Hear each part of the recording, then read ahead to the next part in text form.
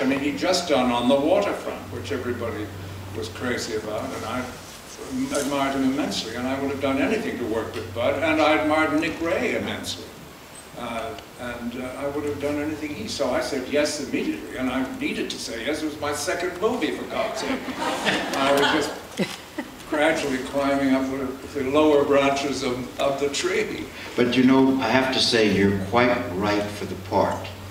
Because, do you agree with me, yes. audience? Yes. In the sense that when Mr. Plummer comes into the film, you feel right away that he's an outsider in this environment.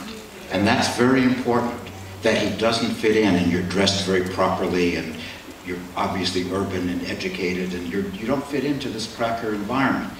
And the test of the film, of your character, is that you have to sort of prove your worth to get into the environment, so then your costume changes.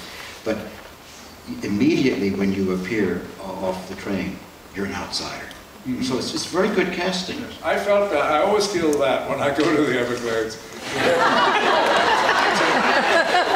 I'm a total outsider.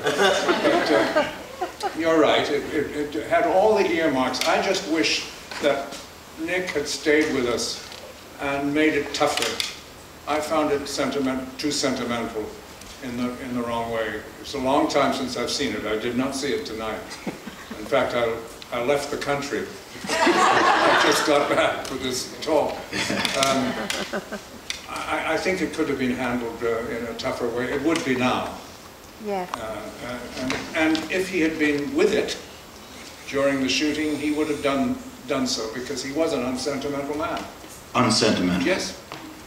No, Burl Ives, who plays Cottonmouth, isn't he good in the film? I mean, I said biblical, has a biblical quality, great intensity. Yeah, he was wonderful. I think he just done Big Country. Yes, for which he got the Oscar. And also Big Daddy in Tennessee Williams' Cat on a Hot Tin Roof. He's a marvelous actor. But of course I knew him as a folk singer, because I'd seen him long before he became an actor. He used to sing to us. We'd go home to one of our huts after the day's shooting. 14 drinks later. And Burl Ives would sit down and just strum away with a little bitty tear got me down. And it was just magic sitting there in the Everglades, and the birds and everything around you. You felt so small.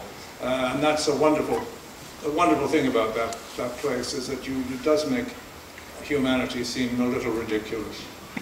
But that quality